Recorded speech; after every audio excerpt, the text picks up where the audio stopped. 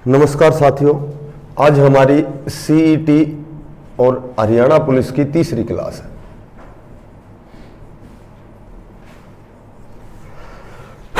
हमारा मैथमेटिक्स में topic simplification, सरलीकरण।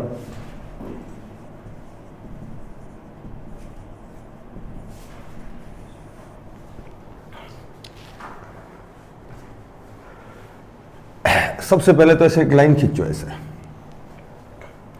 1 से 500 तक कितनी संख्याएं हैं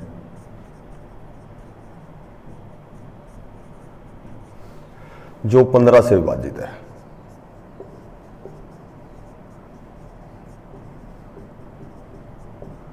जो 15 से विभाजित है। 1 से 500 तक कितनी संख्याएं हैं जो 15 से विभाजित है। 100 और 500 के बीच कितनी संख्याएं हैं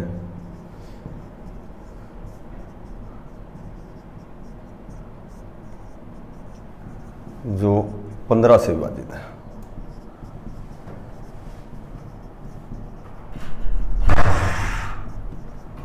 जो 15 से विभाजित है।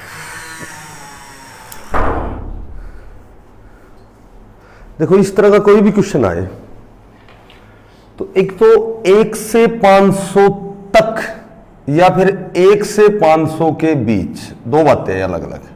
यदि कहें कि 1 से 500 तक यानी कि 500 भी इंक्लूड है उसमें, 1 से 500 तक डायरेक्ट 500 में 15 का भाग देना है। और यदि कहे कि 1 से 500 के बीच कितनी संख्याएं हैं तो 500 में से 1 घटाना है और फिर 15 का भाग देना है। ये तो तक के लिए है, और ये यदि आए इनके बीच की संख्या बताए, ये दो अलग अलग बातें हैं। तो इसमें 499 में 15 का भाग देना, ये दोनों बातें ध्यान रखनी है।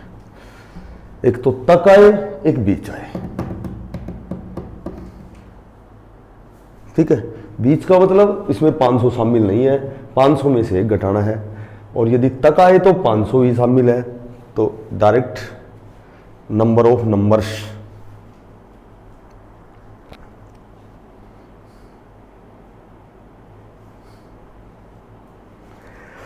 एक ऐसे आए कि भाई 100 और 500 के बीच, 200 और 600 के बीच, इस तरह क्वेश्चन आए तो बड़ी संख्या में 1 घटाकर भाग देना है और छोटी संख्या में 1 जोड़कर भाग देना है। यह तरीका होता है।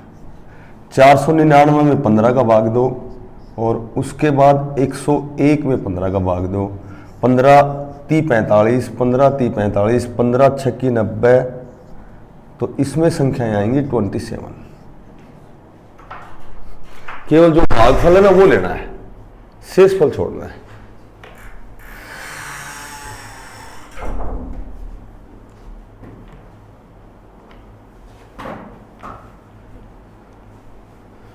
बेटा समझ में आएगा ना?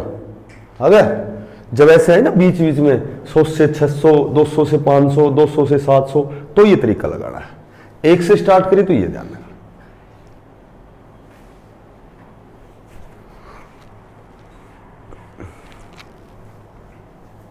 ठीक है?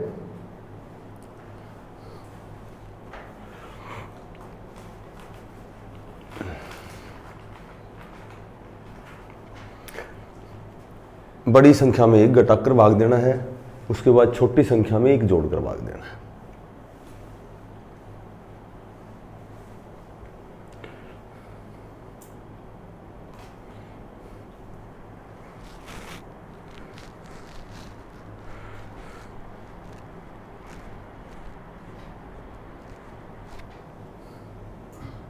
मिटा दो।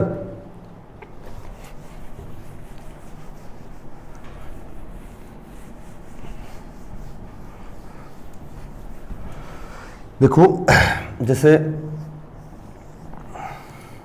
मैं 28 में 5 का भाग देता हूं, 5 या 6 का देता हूं, 6 × 4 = 24, शेष क्या बचेगा? 4 बचेगा। ये 28 क्या होता है? ये तो होता है भाज्य। अंदर जो होता है वो होता है भाज्य, या इसको बोलते हैं डिवाइडेंट। ये जो होता है ये होता है भाजक, इसको डिवाइजर बोलते हैं। ये होता है क्वांटेंट यानी कि भागफल, और ये होता है रिमाइंडर शेषफल। तो क्या होता है कि जो भाज्य होता है यानी कि 28, ये बराबर कब आएगा, जब 6 को गुणा करोगे, इस 6 को 4 से गुणा करोगे और इसमें क्या जोड़ दोगे, शेषफल जोड़ दोगे। तो मोटी बात यह है, एक सूत्र होता है भाज्य का, सूत्र होता है भाज्य बराबर होता है भाजक गुणा भागफल और फल शेषफल। ये सूत्र होता है, ये सूत्र लिखो। भाज्य होता है भाजक गुणा भागफल जमा शेषफल। जब भी भाज्य निकालना हो तो भाजक और भागफल को गुणा करना है और शेषफल को उसमें जोड़ना है। Dividend is equal to divisor multiply quotient plus remainder. देखो जैसे नॉर्मल सा क्वेश्चन मैं कहूं कि यदि भाज्य हमें दे दिया, भाज्य दे दिया 500, निकालो एक बार तुम्हारे हाथ से, भाजक दे दिया 15, भागफल निकालना है और यदि शेषफल दे दिया 5, इसको इसमें पुट करो, इस सूत्र में निकालो शाबाश। ऐसे क्वेश्चन आएगा, 3 चीज देंगे रे, एक पूछेंगे, इनका संबंध याद होना चाहिए तुम्हारे।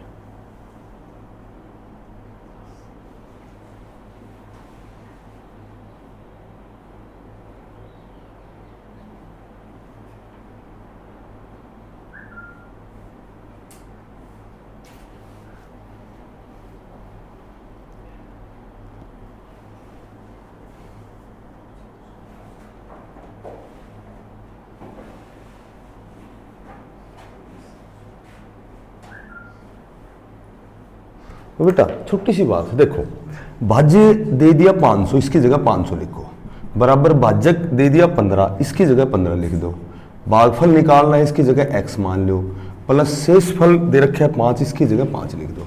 पहले जमा घटा कैंसिल करना है, पहले ये जमा 5 है ना, ये इधर आएगा, ये इधर आकर माइनस का हो जाएगा, ये हो जाएगा 495, 500 में से घट जाएगा 5, क्योंकि जमा बराबर से इधर आएगा तो माइनस का होगा, और उधर हमारे पास 15 गुणा x, और जब x निकालोगे तो जो 15 गुणा में है ये इधर किस में आएगा, 15 जो गुणा में होता है वो भाग में आता है, 15 तिया 45, यानी कि x का मान 33 आ गया, भागफल हमारा 33 आ गया। फिर बताऊं आगे समझो, पहले जमा घटा, देखो जमा हमेशा उधर माइनस में जाता है, माइनस उधर जमा में जाता है, गुणा उधर जाएगा भाग में जाएगा, भाग उधर जाएगा वो गुणा में जाएगा। तो पहले ये जमा 5 इधर आके माइनस का हो गया, फिर ये गुणा में 15 था, ये भाग में आ गया, x का मान आ जाएगा। ये सूत्र यदि याद है तो कोई भी 3 चीज दे रखी है उसको x मान लेंगे, बस वो निकल जाएगा।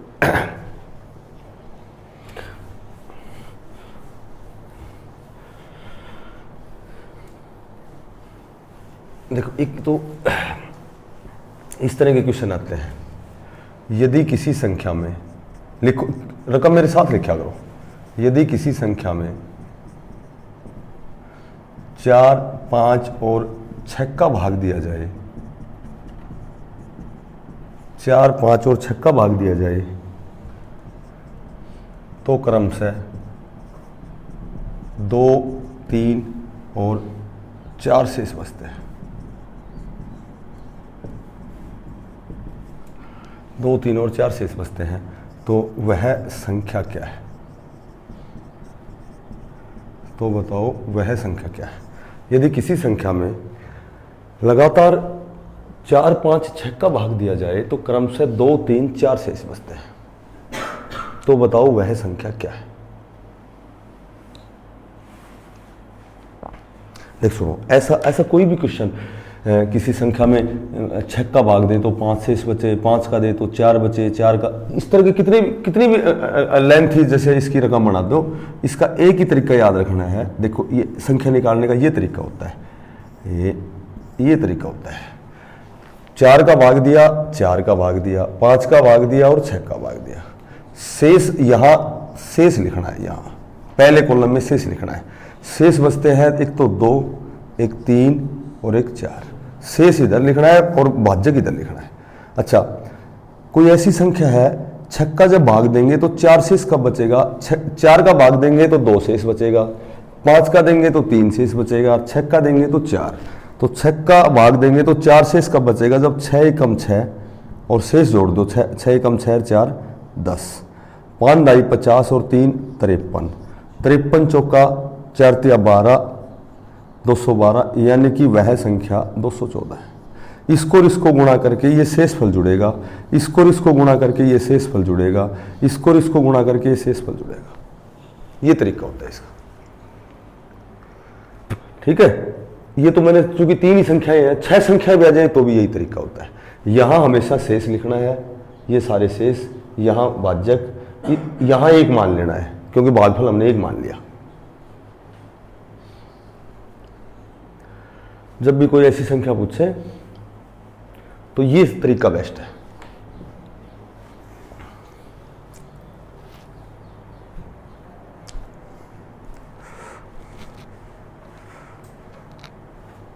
समझ में आई? फिर समझो आगे। देख, ऐसा एक क्वेश्चन और कराता हूं। यदि किसी संख्या में 3 और 5 का भाग दिया जाए तो 2 और 1 शेष बचते हैं। निकालो, शाबाश। इसी तरीके से निकालो। 3 और 5 का भाग दिया जाए तो 2 और 1 शेष बचते हैं, वह संख्या क्या है? 20 आ जाएगी। देख सुनो, 3 और 5 का भाग दिया जाए, ये 3 और 5 का भाग दे दिया, यहां लिख दिया मैंने शेष। शेष बचता है 2 और 1, या हमें से 1 मानना है। इसको और इसको गुणा करना है, 5 एकम 5 और 1 6, इसको और इसको गुणा करना है, 6 3 18 और 2, तो वह संख्या 20 है। पहले तो ये बताओ समझ में आएगा ना?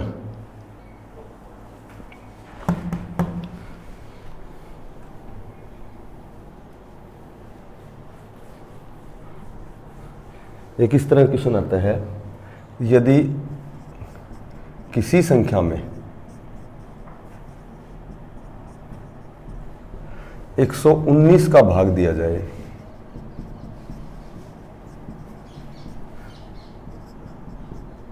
तो 19 शेष बचते हैं।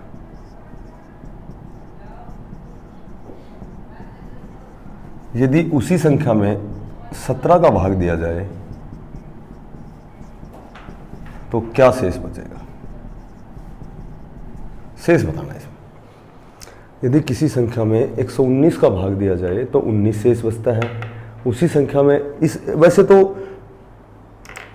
इसका छोटा सा मेथड भी होता है, बट ये ऐसे सीखने में फायदा है कि यदि 119 का भाग देंगे तो 19 शेष कब बचेगा?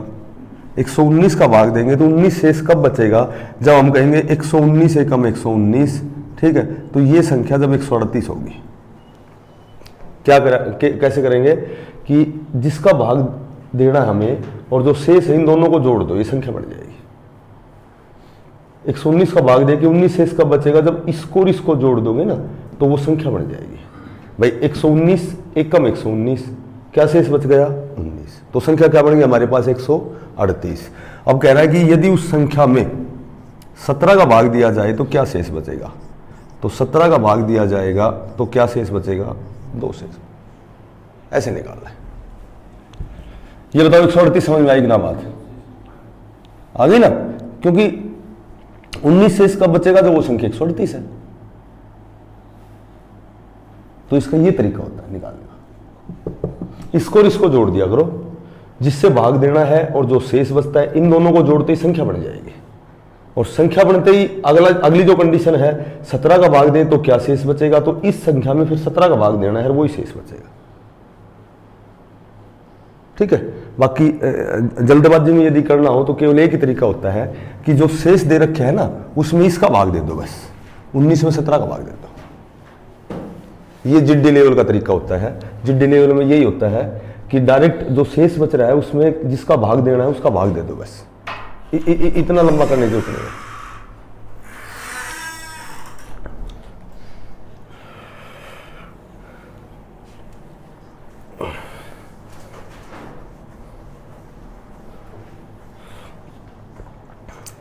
एक ऐसे लाइन खींचो, ऐसे 2 लाइन खींचो। 17 की पावर 200 को यदि 20 से भाग दिया जाए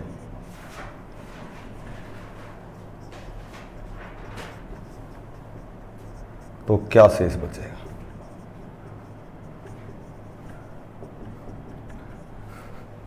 सत्रह की पावर 200 को यदि यहाँ 15 कर देता हूँ, यहाँ 20 कर देता हूँ, को यदि 25 से भाग दिया जाए तो क्या शेष बचेगा?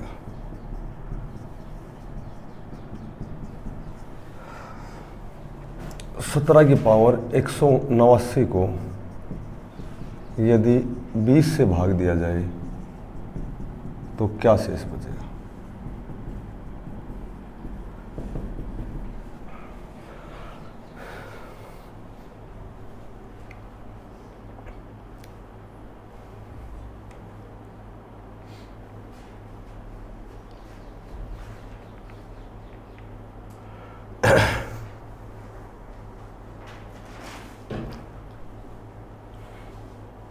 देख सुनो,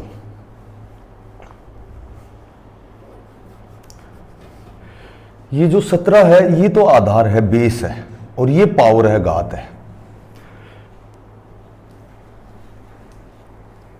जब भी आधार से यदि छोटी संख्या का भाग दिया जाता है, 17 से छोटी संख्या, यानी कि यहां आधार 18 हो, 20 हो, 50 हो, 17 हो, इससे यदि छोटी संख्या का भाग दिया जाता है तो चाहे घात कुछ भी हो, हमेशा शेष 1 बचता है, हमेशा शेष 1 बचता है। लिख लो ये बात, पहले क्वेश्चन में लिखो, जब आधार से छोटी संख्या का भाग दिया जाता है,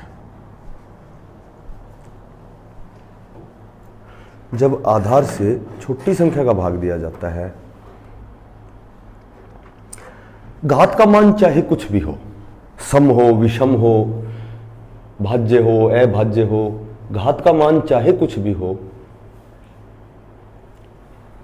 हमेशा 1 शेष बचता है। जब भी ऐसा क्वेश्चन आए तो तुम्हें केवल 1 शेष बताना है। देख, जैसे मैं कहूं कि 66 की पावर 67 को यदि 65 से भाग दिया जाए तो क्या शेष बचेगा? अब जैसे एसएससी में इस तरह का क्वेश्चन आता है, तो एक ही बात सुनो कि ये जो आधार 66 है, ये देखो छोटी संख्या का भाग है एक बड़ी का, तो हमेशा 1 शेष बचेगा। क्लियर? अच्छा, यदि इससे बड़ी संख्या का भाग दिया जाए, 17 से बड़ी 18, 19, 20, 21, 25, 26, 30, कितनी भी बड़ी संख्या का भाग दिया जाए तो घात देखनी है, हमें पावर देखनी है। घात यदि सम संख्या है तो भी शेष हमेशा 1 ही बचेगा, ये ध्यान रखना। ये 200 है, सम का मतलब इवन नंबर, इवन क्या होते हैं? इवन जिनमें 2 का भाग जाता है, तो 200 में 2 का भाग जाता है। यदि घात सम संख्या है और इससे बड़ी संख्या का भाग दिया गया है, इसमें छोटी का भाग दे तो चाहे सम हो चाहे विषम हो, कोई चक्कर नहीं है, 1 ही शेष बचेगा हमेशा। लेकिन यदि घात सम संख्या है तो भी शेष 1 ही बचेगा। लिखो, जब आधार से बड़ी संख्या का भाग दिया गया हो, जब आधार से बड़ी संख्या का भाग दिया गया हो और घात एक सम संख्या हो, और घात एक सम संख्या हो, तो भी 1 शेष बचता है। घात एक सम संख्या हो तो भी 1 शेष बचता है।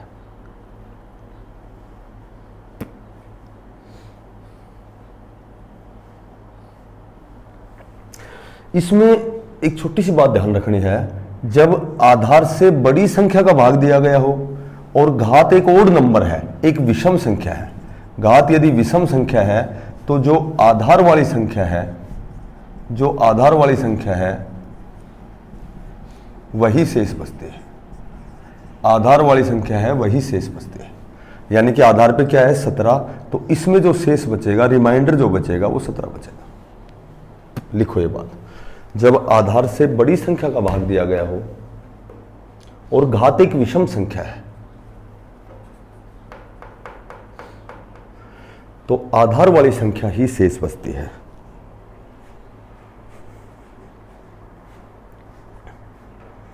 तो आधार वाली संख्या ही शेष बचती है। आधार वाली संख्या ही शेष बचती है। देखो मैं कहूं कि 66 की पावर 67 को यदि 68 से भाग दिया जाए तो शेष क्या बचेगा। तीनों कंडीशन लगाओ। सबसे पहली कंडीशन तो यह है कि इससे बड़ी संख्या का भाग है, इससे बड़ी संख्या का भाग है तो घात देखेंगे सम है कि विषम है।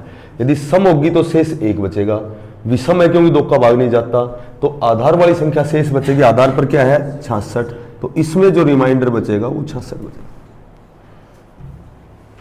फिर सुनो, यदि आधार से छोटी संख्या का भाग है तो सम विषम कुछ भी हो, हमें कुछ नहीं देखना, सिर्फ एक शेष बचेगा। जब बड़ी का भाग देना है, बड़ी से भाग देना है तो घात देखनी पड़ेगी। सम है तो जो रिमाइंडर दैट इज 1, और यदि ओड नंबर है, विषम संख्या है, तो जो भी बेस है वही उसका रिमाइंडर है, वही उसका शेष है। एक बार ये क्वेश्चन करके दिखा दो जल्दी से। 78 की पावर 67 प्लस 66 को यदि 60 से भाग दिया जाए तो क्या शेष बचेगा।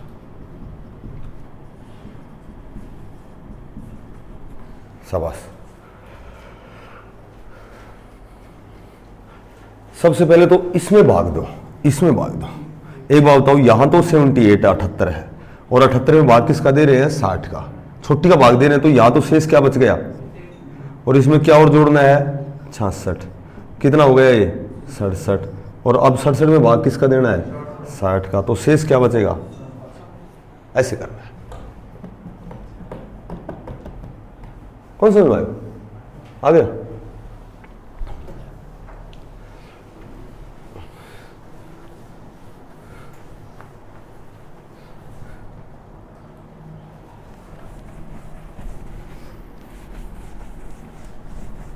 एक आजकल इस तरह का क्वेश्चन आता है कि 17 की पावर 103 प्लस 12 की पावर 103 किस संख्या से विभाजित है।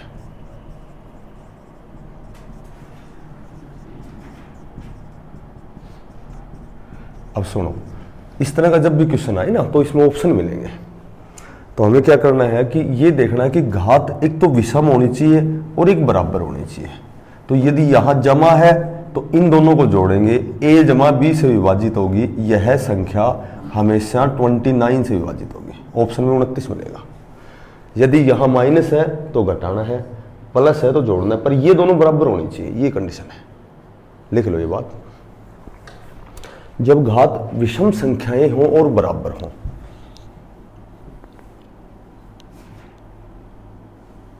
जब घात विषम संख्याएं हों और बराबर हों तो हमेशा a जमा b या a माइनस b से विभाजित होती है। a जमा b या a माइनस b से विभाजित होती है।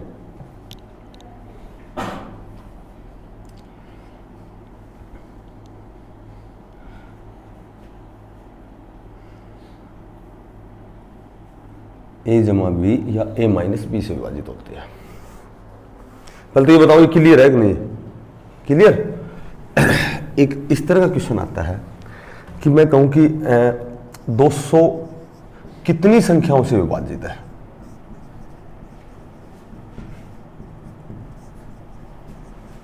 (200) कितनी संख्याओं से विभाजित है, यानी कि 200 में कितनी संख्याओं का भाग जाता है। भाई 2 का जाता है, 4 का भी जाता है, 5 का भी जाता है, 10 का, 20 का, 25 का, 50 का, तो कितनी संख्याओं से विभाजित है। इस तरह का जब भी क्वेश्चन आए तो उसका एक तरीका याद रखना है कि इसके फैक्टर बनाने हैं ऐसे 100 दूनी 200, 50 दूनी 100, 25 दूनी 50, 5 पंजू 25। देखो 2 कितनी बार हो गया, ये 2 हो गया 3 बार, और 5 कितनी बार हो गया 2 बार। ठीक है, तो एक की घात बढ़ानी है। जैसे यहाँ 3 है तो इसको 4 लिखना है, 2 है, इसको 3 लिखना है, इन दोनों को गुणा करना है, तो ये जो 200 है ये 12 संख्याओं से विभाजित होगी। ये तरीका होता है इसका। 500 कितनी संख्याओं से विभाजित है, 1080 कितनी संख्याओं से विभाजित है, तो इस सब में एक ही तरीका होता है। ये इसके फैक्टर बनाओ और घात जिसकी 1 है, यानी कि 1 की घात बढ़ानी है, 2 उसको 3 कर दो, 3 है उसको 4 कर दो।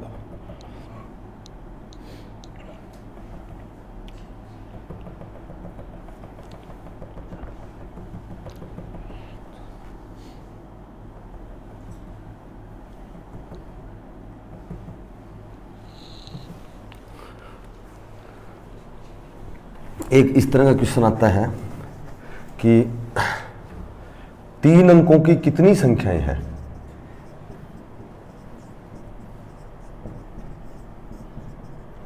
तीन अंकों की कितनी संख्याएं हैं जो 15 से विभाजित है।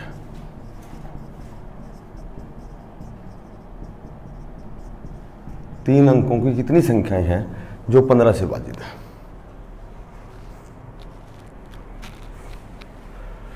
तो जब भी 3 अंकों की संख्याएं पूछे, या 4 अंकों की, या 5 अंकों की, या 6 अंकों की, 3 अंकों की संख्याएं होती हैं 100 से शुरू होती है और 999 तक जो भी संख्या है ये 3 अंकों की संख्या है, 100 से शुरू होकर के 999 तक। यदि 3 अंकों की पूछे तो केवल एक ही बात ध्यान रखनी है कि इसका सूत्र होता है 3 अंकों की बड़ी लेनी है और माइनस 2 अंकों की भी बड़ी लेनी है और बटे भाजक। 3 अंकों की बड़ी हो गई 999, 2 अंकों की बड़ी हो गई 99, भाजक हो गया 15, तो 900 बटे 15, तो इसमें 15 6 की 90, तो कितनी संख्या आएंगी 60 संख्या। ऐसे निकालेंगे, ये तरीका होता है इसका। 3 अंकों की पूछे तो ये तरीका हो गया, ठीक है, लिखते रहो और ध्यान सुनो। 4 अंकों की पूछे तो यहां 4 की बड़ी माइनस 3 की बड़ी लेनी है दोनों। 5 अंकों की पूछे तो 5 की बड़ी माइनस 4 की बड़ी। 6 अंकों की पूछे तो 6 की बड़ी माइनस 5 की बड़ी।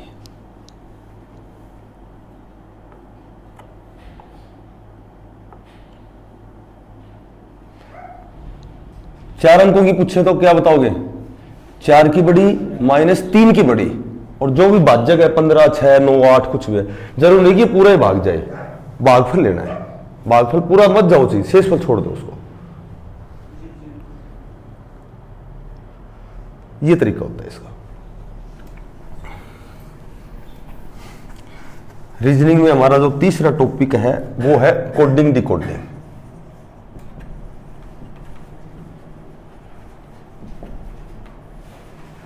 कूट भाषा, ये टॉपिक 2 दिन चलेगा। वो दोनों छोटे छोटे थे, वो हो गए, ये 2 दिन चलेगा। देखो, सबसे पहले तो मैंने बताया था जब भी पेपर देने जाओ तो सबसे पहले जो रफ मिलेगा उसमें ये लिखना है, ऐसे लिखना है अल्फाबेट को। इसमें सबसे जो पहला क्वेश्चन है वो तो यही है कि ये कहेंगे सी को यदि एक्स लिखा जाता है तो एफ को क्या लिखा जाएगा। तो सीधी बात, जब भी एक वर्ण दिया गया हो तो केवल विपरीत का नियम लगता है उसमें। सी का उल्टा एक्स है तो एफ का जो उल्टा आएगा वो आएगा यू आएगा। जैसे मैं कहूं कि आई को यदि आर लिखा जाता है तो के को क्या लिखा जाएगा, तो पी लिखा जाएगा। ऐसे लिखो। नंबर 1, जब केवल एक वर्ण का अनुपात दिया गया हो, केवल एक वर्ण का जब अनुपात दिया गया हो तो हमेशा विपरीत का नियम ही प्रयोग होता है।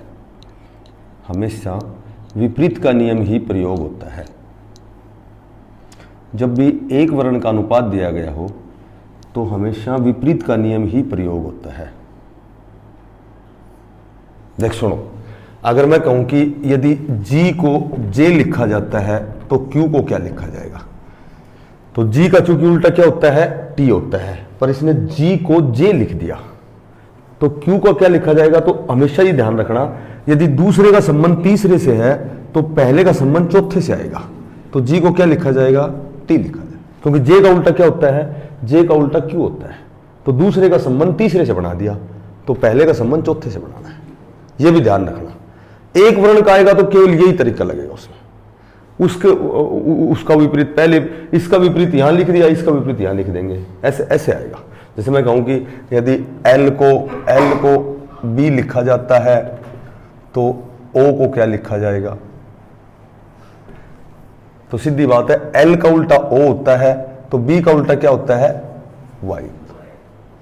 समझ गए? तो ऐसे घुमा के इसको ऐसे लिख देंगे, कैसे भी लिख देंगे, लेकिन कंडीशन यही रहेगी जब एक वर्ण का अनुपात दिया गया। एक जैसे एक तो ऐसी इस तरह की सीरीज आती हैं,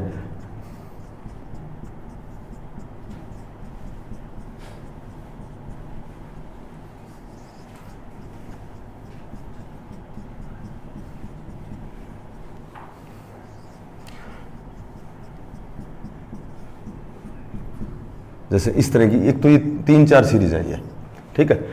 तो ये सीरीज है, देखो J जनवरी, फरवरी, मार्च, अप्रैल, मई, जून, जुलाई का J आएगा, 1 2 3 4 5 6 का S आ जाएगा, Sunday, Monday, Tuesday, Wednesday, Thursday, Friday का F आ जाएगा। एक जैसे ये डायरेक्शन होती है ना, ये डायरेक्शन नॉर्थ होती है, राइट हैंड की तरफ ईस्ट होती है, यहाँ साउथ होती है, और ये ईस्ट की जो ऑपोजिट होती है वेस्ट होती है। तो हमारी घड़ी ऐसी चलती है, ऐसे चलती है हमारी घड़ी, ऐसे ऐसे चलती है ना। तो यदि कहेंगे कि नॉर्थ को यदि ईस्ट लिखा जाता है, ई लिखा जाता है, तो एस को क्या लिखा जाएगा? तो तुम्हें आंसर डब्ल्यू मिलेगा। कई बार कहेंगे ईस्ट को यदि वेस्ट लिखा जाता है तो नॉर्थ को क्या लिखा जाएगा? साउथ बताना है। कई बार कहेंगे कि यदि जनवरी को फरवरी लिखा जाता है तो मार्च को क्या लिखा जाएगा? अप्रैल लिखा जाएगा। संडे को यदि मंडे लिखा जाता है तो ट्यूसडे को वेडनेसडे लिखा जाएगा। यदि 1 को 2 लिखा जाता है तो 3 को 4 लिखा जाएगा। कई बार ऐसे भी देते हैं कि यदि I को V लिखा जाता है तो K को क्या लिखा जाएगा। तो इस तरह के जो आते हैं ना वो रेखाओं से रिलेटेड आते हैं। जैसे इसमें एक रेखा है, इसमें 2 रेखाएं हैं, इसमें 3 रेखाएं हैं, तो या तो M आंसर मिलेगा या W मिलेगा, 4 रेखाओं वाला। ये दोनों नहीं मिलेंगे क्योंकि 4 रेखाएं सिर्फ M में होती हैं और W में होती हैं। तो एक इस तरह का क्वेश्चन भी आ सकता है, ये भी ध्यान रखना। एक ये नॉर्थ ईस्ट ध्यान रखना, एक जनवरी फरवरी ध्यान रखना, ठीक है। या फिर विपरीत का नियम बता ही दिया तुम्हें, उसका उल्टा लिख दिया, उसका उल्टा पूछ लेंगे। उतारो ये सारे।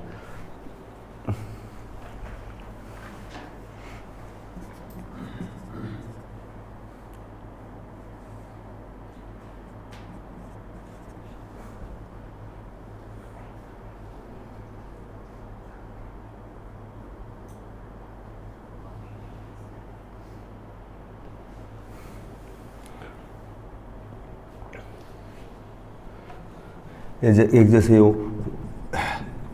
विबग्योर भी होता है, ये भी होता है, इंद्रधनुष के 7 रंग होते हैं, ये भी थोड़ा ध्यान रख लेना, कई बार इसमें पूछ लेते हैं।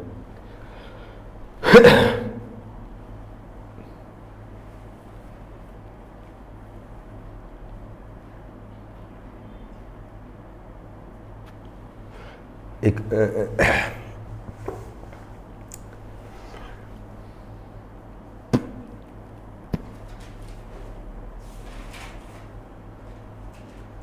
इनमें से है ना, कोई भी एक खाली स्थान दे देंगे, यहाँ दे देंगे या यहाँ दे देंगे, तो ये 7 तो तुम्हें याद रहने चाहिए, ये भी इंपॉर्टेंट बात है।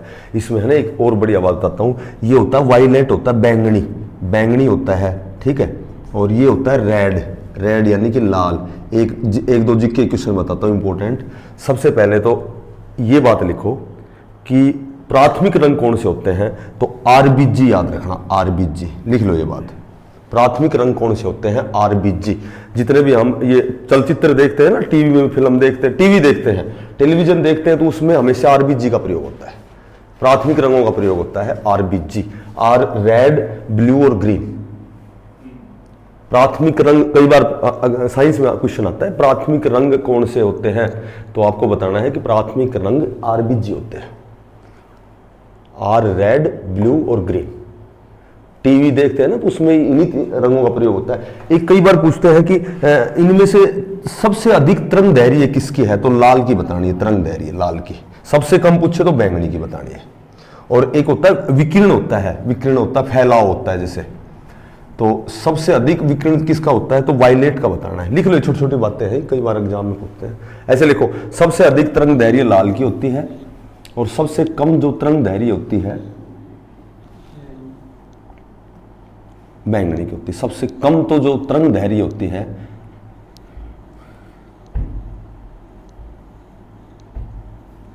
सबसे अधिक लाल की होती है और सबसे कम होती है वो बैंगनी की होती है। अच्छा, अब जो विचलन होता है ना वो सबसे अधिक बैंगनी का होता है, सबसे कम लाल। लाल विचलित नहीं होता, लाल जो रंग होता है वो एक जगह स्थिर होता है, और बैंगनी है वो फैलाव में आता है, विकिरण भी कह सकते हो या उसका विचलन कह सकते हो। एक जो सबसे इंपॉर्टेंट बात है, जैसे तरंग दैर्घ्य है, एक बार पूछा था तरंग दैर्घ्य किस में मापी जाती है, तरंग दैर्घ्य तो वो है एंगस्ट्रमों में मापी जाती है। लिख लो ये बात, इसका मात्रक होता है एंगस्ट्रमों में। तरंग दैर्घ्य एंगस्ट्रमों में मापी जाती है। इसका मापक पूछ ले, मात्रक पूछ ले, तरंग दैर्घ्य का मात्रक क्या है, तो एंगस्ट्रम होता है। थोड़ा अब कम टू द पॉइंट। पहले तो ये बताओ, ये सारी बातें समझ में आ गई ना? आई एक वर्ण की सारी बातें आ गई, सिंगल वर्ण की है ये।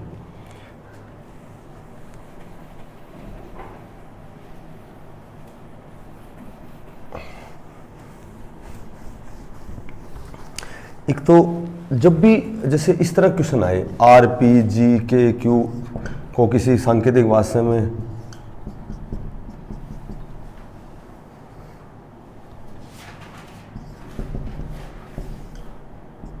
आर के एल एम टी, जैसे मैंने वैसे लिख दिया, कुछ भी लिख दिया, ऐसे लिख दिया। अब सुनो, जैसे ये क्वेश्चन हमने देख लिया, अब इसका एक ही मतलब होता है कि पहले का संबंध पहले से होता है, दूसरे का संबंध दूसरे से होता है, तीसरे का तीसरे से, इस तरह होता है। ठीक है, तो कभी दो अक्षर छोड़ देंगे, कभी 3 छोड़ देंगे, कभी 1 छोड़ देंगे। तो हमारा काम क्या है कि सिर्फ ऑप्शन देखेंगे सबसे पहले, समय बचाने के लिए।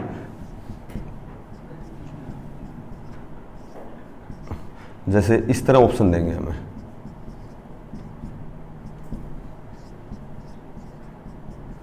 चार ऑप्शन दे दिए हमें, आर टी जी एम कुछ भी दे दिया, जैसे ऐसे 4 ऑप्शन दे दिए।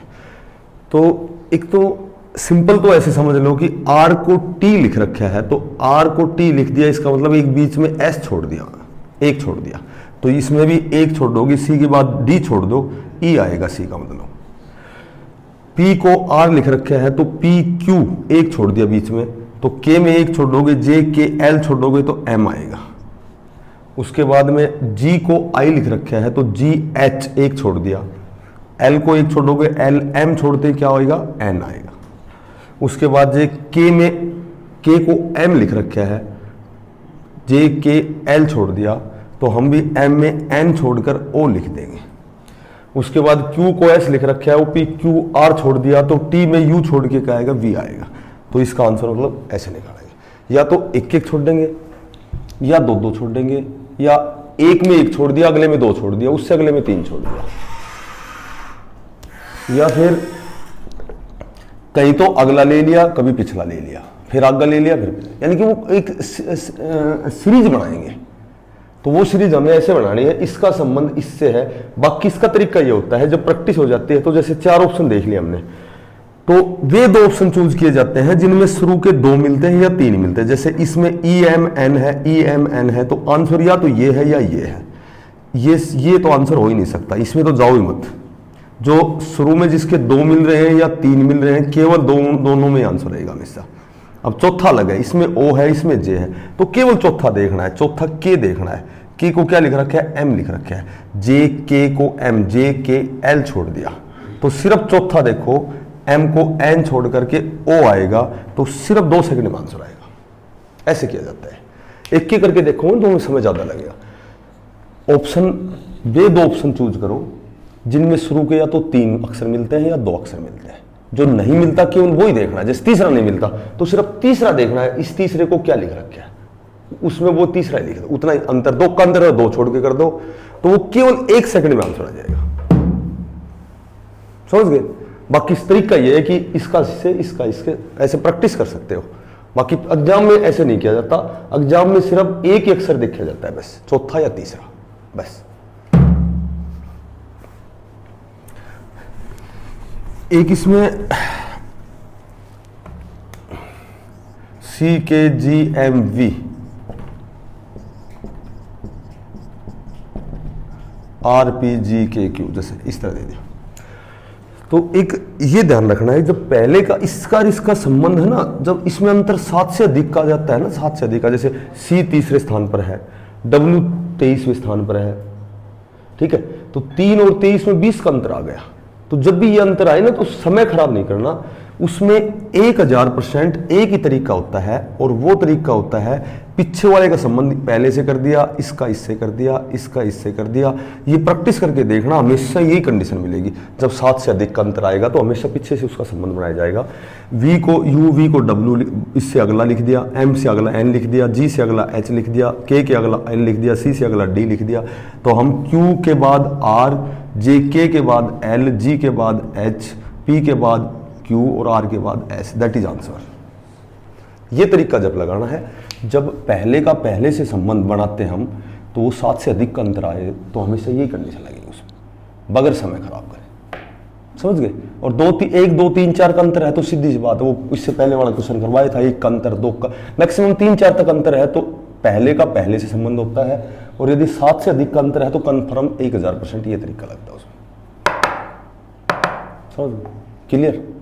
ये बताओ, कूट भाषा मतलब 2 दिन चलेगी, 1 दिन और चलेगी, इसमें और कई बढ़िया बढ़िया सवाल है। बाकी ये यहां तक समझ में आ गया? बिल्कुल। देखो, एक तो करंट है ना, करंट का कम से कम 8 से 10 क्वेश्चन आई हर एग्जाम में। और मैं कल नेट चेक कर रहा था, सिलेबस देख रहा था, हरियाणा पुलिस को और CET को और सारो, तो उसमें एक तो एग्रीकल्चर दे रखी थी, एग्रीकल्चर पशु कृषि से संबंधित, और एक दे रखे उसे एनिमल हस्बेंड्री पशुपालन से संबंधित। तो दोनों से मिला के 5, 5, 7, 7, 10, 12 क्वेश्चन ये मार करेगा था। तो एक तो अपन दिल्ली है ना, करंट का जो भी 8 से 10 क्वेश्चन लिखा वे दिल्ली याद करना पड़ेगा था, ठीक है। 8 से 10 क्वेश्चन करंट का आएगा, वो हम अलग से भी पढ़ता रहोगा, अखबार भी पढ़ता रहोगा, कुछ पत्रिका भी देखता रहोगा, लेकिन आपा जो लिखांगे ये भी याद करता रहोगा। तो इससे करंट अपनी कंप्लीट हो जाएगी। क्योंकि अपन तो गादड़ू मारने जाएगा तो शेर का हथियार लेकर जाना पड़ेगा। गादड़ू जब मरेगा तो शेर का, जब सारी चीज एक एक नंबर आप जब अर्जित करांगा ना तो ही कोई चीज आप उन चीज ने प्राप्त करांगा। बाकी थारा कहना सी मैथ रीजनिंग में खूब धीरे धीरे बता रहे हो, कत्ते भी स्पीड नहीं ले रहे।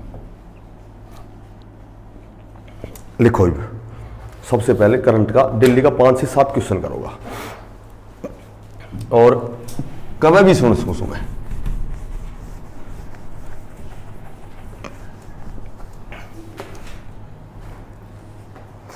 सबसे पहले लिखो प्रेसिडेंट, राष्ट्रपति।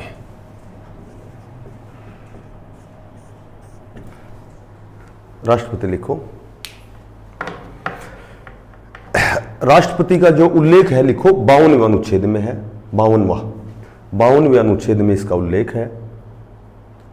इसका जो उल्लेख है वो 52वां अनुच्छेद है, आर्टिकल 52वां है। प्रेसिडेंट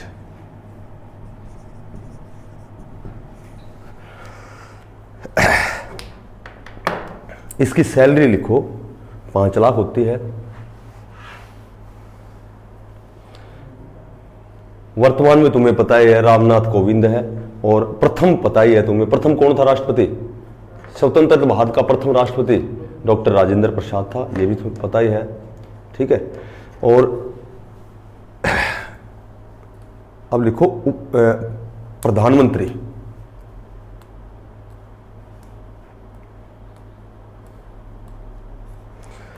प्रधानमंत्री अनुच्छेद 74 के तहत जो हमारा प्रधानमंत्री है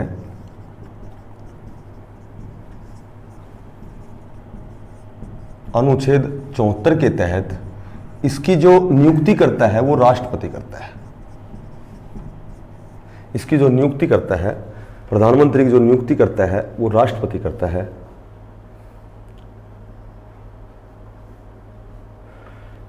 फिलहाल इसका वेतन जो बढ़ा करके इसका जो वेतन कर दिया, पहले 160 था और आज की तारीख में इसका 1,80,000 रुपये वेतन कर दिया।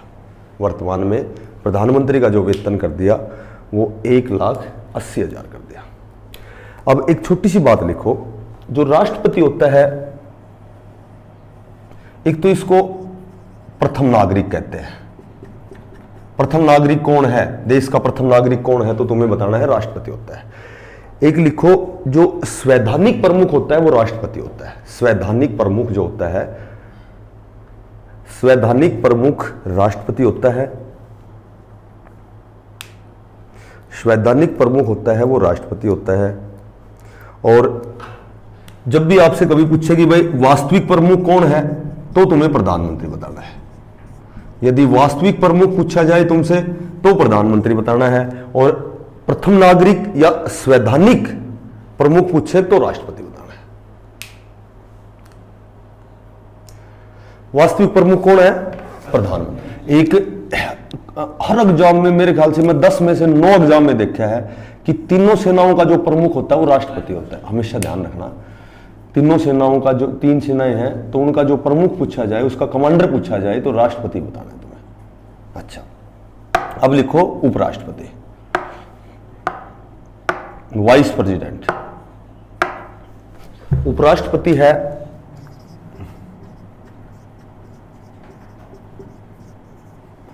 वाइस प्रेसिडेंट है। उपराष्ट्रपति के सबसे पहले तो लिखो, इसका अनुच्छेद 63 से संबंध है। आर्टिकल 63, उपराष्ट्रपति सभी को पता है वकैया नायडू है, ठीक है, ना पता हो तो लिख लेना। जो हमारा जो उपराष्ट्रपति है वकैया नायडू है। एक विशेष बात ध्यान रखना, जब भी उपराष्ट्रपति का वेतन पूछा जाए तुमसे, उपराष्ट्रपति का जब भी वेतन पूछा जाए तो उपराष्ट्रपति का कोई वेतन नहीं होता, यह ध्यान रखना। और इसको 4 लाख रुपए मंथली कब मिलते हैं? जब यह राज्यसभा का पदेन सभापति होता है। लिख लो ये बात, यह राज्यसभा का पदेन सभापति होता है। उपराष्ट्रपति जो होता है राज्यसभा का पदेन सभापति होता है। केवल उसी एवज में उसको 4 लाख रुपए पर मंथ दिए जाते हैं जब वह राज्यसभा का पदेन सभापति होता है। इसके लिए उसे पर मंथ 4 लाख रुपए दिए जाते हैं, अदरवाइज उपराष्ट्रपति का कोई वेतन नहीं होता। ठीक है, अच्छा जी। प्रथम उपराष्ट्रपति तुम्हें पता ही है, सर्वपल्ली राधाकृष्णन था। ठीक है, अब लिखो रक्षा मंत्री। फिलहाल जो हमारा डिफेंस मिनिस्टर है, रक्षा मंत्री है, वह राजनाथ सिंह है, सभी को पता है।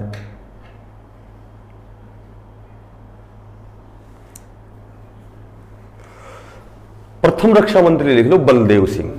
बलदेव सिंह था प्रथम जो रक्षा मंत्री था, वो बलदेव सिंह था। एक रक्षा सचिव अजय कुमार है। वर्तमान में जो रक्षा सचिव है, अगर वो पूछा जाए तो अजय कुमार है।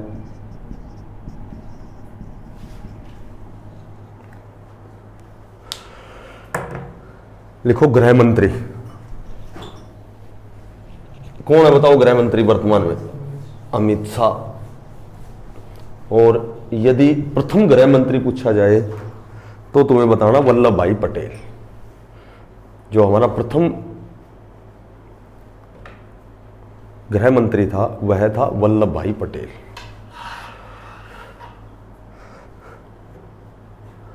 अब लिखो भारत के विदेश मंत्री। फिलहाल भारत के जो विदेश मंत्री हैं कौन है? Doctor S Jaishankar. Doctor S Jaishankar हमारे भारत के विदेश मंत्री हैं। और प्रथम जवाहरलाल नेहरू थे। जो अंतरिम सरकार थी उस समय जो हमारे विदेश मंत्री थे पंडित जवाहरलाल नेहरू थे। फिलहाल डॉक्टर एस जयशंकर ये सभी को पता ही है। पेट्रोलियम एवं प्राकृतिक गैस इस्पात मंत्री धर्मेंद्र प्रधान, पता ही है थोड़ा इसको। अब लिखो विश्व बैंक, सबसे पहला हेडिंग बनाओ विश्व बैंक, वर्ल्ड बैंक बोलते हैं इसको, विश्व बैंक। इसके सबसे पहले तो अध्यक्ष लिखो कौन है। विश्व बैंक के जो अध्यक्ष हैं वो लिखो डेविड मालपासे।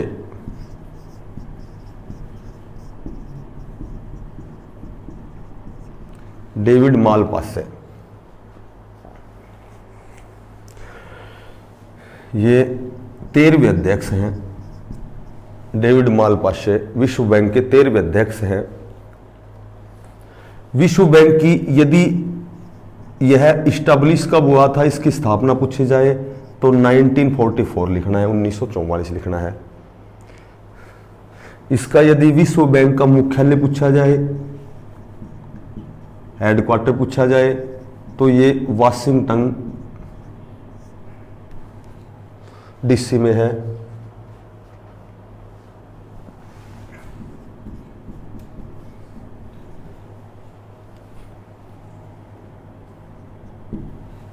वाशिंगटन डीसी में है।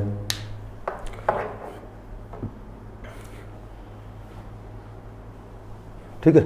अब लिखो एडीबी, एडीबी एशियाई डेवलपमेंट बैंक,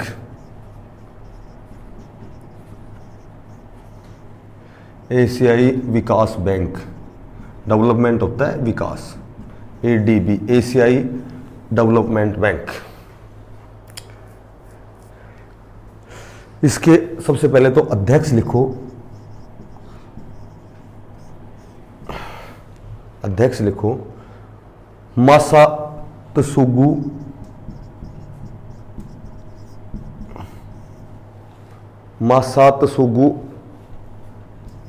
अस्कावा, ये इसके अध्यक्ष हैं। यदि इसकी स्थापना पूछी जाए तो तुम्हें 1966 कहनी है, स्थापना पूछी जाए तो 1966 कहनी है। इसका यदि मुख्यालय पूछा जाए तो मनीला में है इसका मुख्यालय, मनीला में इसका हेडक्वार्टर है।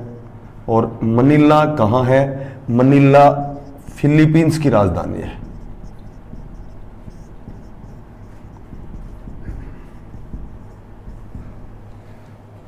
इसका जो मुख्यालय है वो मनीला में है, जो फिलीपींस की राजधानी है। अभी एक स्टेट में आया था NCERT,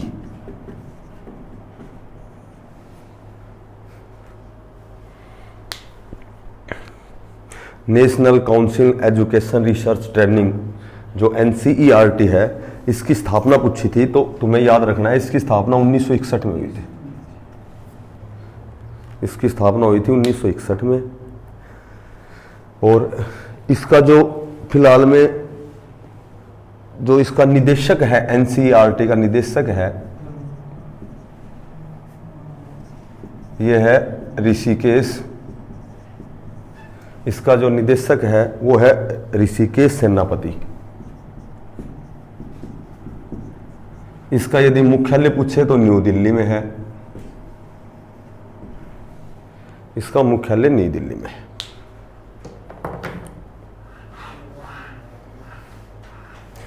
भारत के शिक्षा मंत्री कौन है?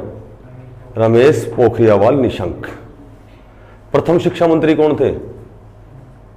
मौलाना अबुल कलाम आजाद। जो सबसे कम आयु के कांग्रेस के अध्यक्ष बने थे, मौलाना अबुल कलाम आजाद, सबसे कम उम्र के बने थे प्रथम शिक्षा मंत्री। ठीक है, इतने क्वेश्चन तो याद करने पड़ेंगे। और एक और ध्यान से सुनो कि जिस दिन जैसे छुट्टी रहेगी ना, 3 दिन जाता हूँ, 3 दिन जिस दिन छुट्टी रहेगी उस दिन सेकंड पीरियड पढ़ के ही जाऊँगा, उससे पहले नहीं जाऊँगा।